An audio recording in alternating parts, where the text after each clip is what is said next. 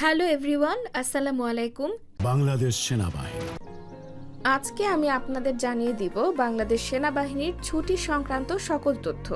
সম্পূর্ণ ভিডিওটি দেখার বিশেষ অনুরোধ রইল। বাংলাদেশ সেনাবাহিনীতে সাধারণত প্রাথমিকভাবে ৩ মাস পর পর ১০ থেকে ১২ দিনের একটি ছুটি দেওয়া হয়ে থাকে।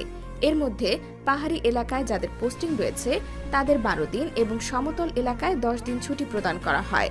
এরপর প্রতি বছর আবার ২ মাস একটানা ছুটি দেওয়া হয়, যাকে সামরিক ভাষায় পি লিভ বলা হয়।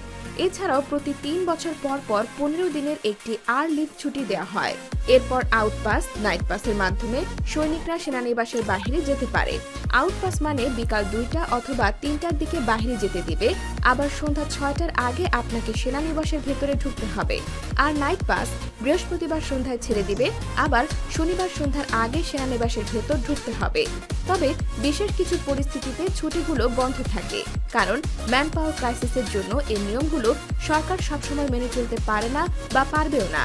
সেনাবাহিনীর বিভিন্ন কোর্স ক্যাডারের জন্য অনেক সময় ব্যাটালিয়নের জনবলে ঘাটতি দেখা দেয়। তখন ডিউটিতে সমস্যা হবে বলে সরকার সবাইকে ছুটি দিতে পারে না।